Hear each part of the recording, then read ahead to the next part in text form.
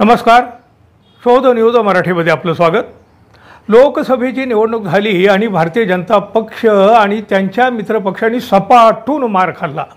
देशाचाच mood यावेळी भाजपच्या विरोधी आहे हे दिसूनही आलेलं आहे. महाराष्ट्राचा मूड तर भारतीय जनता पक्ष आणि त्यांच्या मित्रपक्षांच्या बाबतीत संतापजनक आहे. भारतीय जनता पक्षाने केलेले खालच्या पातळीचे राजकारण महाराष्ट्राला आवडलेले नाही. अहो, दोन पक्ष फोडले, प्रमुख पक्ष फोडले आणि पक्षच काय एकसंध असलेली घरंही फोडली आणि महाराष्ट्राचं मन दुखावलं गेलं.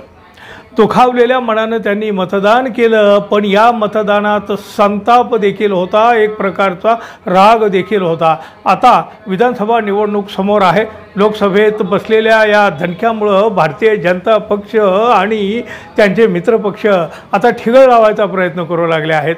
अहो, पण आभाळच फाटलेलं आहे. ठिगळ लावणार तरी कुठं आणि किती? महाराष्ट्राच्या मनातील राग अजून शांत झालेला नाही हो, आणि तो आता विधानसभा निवडणुकीत पुन्हा दणका दिल्याशिवाय शांत होईल असं काही वाटत नाही. मग काय होईल विधानसभा निवडणुकीत? भारतीय जनता पक्षाचे आणि त्यांच्या साथीदारांचे पाणीपत होईल. लोकसभा निवडणुकीनंतर आता राज्यात विधानसभा निवडणुकीचे वेध लागलेलेच आहेत. लोकसभा निवडणुकीनंतर महाविकास आघाडीचा उत्साह मात्र प्रचंड वाढलेला आहे. महाविकास आघाडीने 48 पैकी 30 जागा जिंकल्या, म्हणजे खरं तर 31 म्हणावं लागेल. सांगलीची एक जागाही महाविकास आघाडीला जाऊन मिळालेली आहे. त्यामुळं महाविकास आघाडीच्या आता 31 जागा झालेल्या आहेत महाराष्ट्रात, 48 पैकी 31. आता याचेच प्रतिबिंब विधानसभेत उमटणार. विधानसभा निवडणुकीबाबत निवडणूक तज्ज्ञ आपले अंदाज देऊ लागले आहेत. यामुळं भारतीय जनता पक्ष आणि मित्रपक्षांना आता धडकी भरू शकते. आगामी विधानसभा निवडणुकीत महाविकास आघाडी 150 जागा जिंकू शकते असं निवडणूक तज्ज्ञाचं म्हणणं आहे. न्यूज तकच्या वृत्तानुसार लोकसभा निवडणुकीच्या निकालाने महाराष्ट्रात काँग्रेस ताकदवान झाल्याचं दिसून आलं आहे. 2024चा निकाल भाजपासाठी गेल्या 10 वर्षाच्या तुलनेत सर्वात वाईट ठरला आहे. भाजपने 28 पैकी फक्त 9 जागा जिंकलेल्या आहेत आणि त्यांच्या मित्रपक्षाची अवस्थाही काही फारशी चांगली नाही. विधानसभा निवडणुकीत महाविकास आघाडीला 150 जागा मिळू शकतात असा अंदाज व्यक्त करण्यात आलेलाच आहे.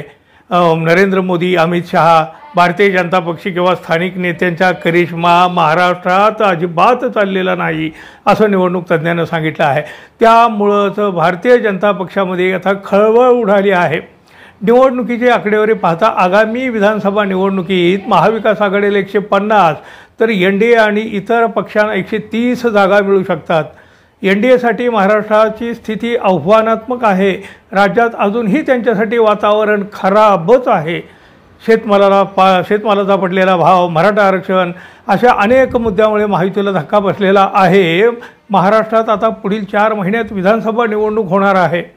शिवसेना, उद्धव बाळासाहेब ठाकरे, राष्ट्रवादी शरद पवार गट आणि काँग्रेस या आता येणारी विधानसभा निवडणूक एकत्र लढवणार आहेत तशी घोषणा त्यांनी केली आहे. त्यांनी म्हणजे महाविकास आघाडीने संयुक्तपणे ही घोषणा केलेली आहे.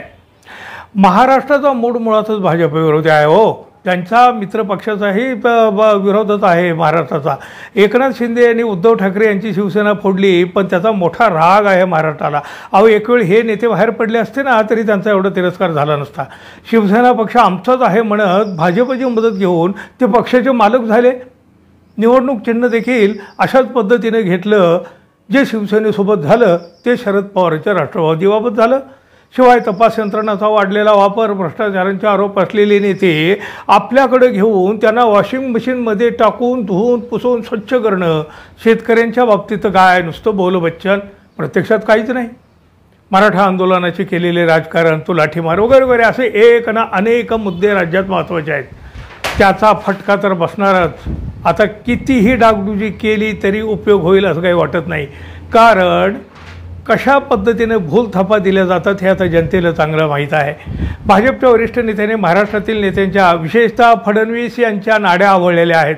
एका व्यक्तीच्या म्हणण्यानुसार महाराष्ट्रात यापुढे भाजप पक्ष चालणार नाही अशी तंबीही देण्यात आली आहे. पण आता त्याचा उपयोग काय हो? बैल गेला आणि झोपा केला. विधानसभा निवडणुकीत भाजप आणि मित्रपक्ष सपाटून मार खाईल असं तज्ज्ञाचं मत आहे. तुमचं मत काय आहे? कृपया कॉमेंट बॉक्समध्ये कळवा. आपण अजून आपल्या चॅनलला सबस्क्राईब केले नसेल तर कृपया करा. प्लीज आणि जाता जाता एक लाईक अवश्य करा. धन्यवाद. पुन्हा भेटू. तोपर्यंत नमस्कार.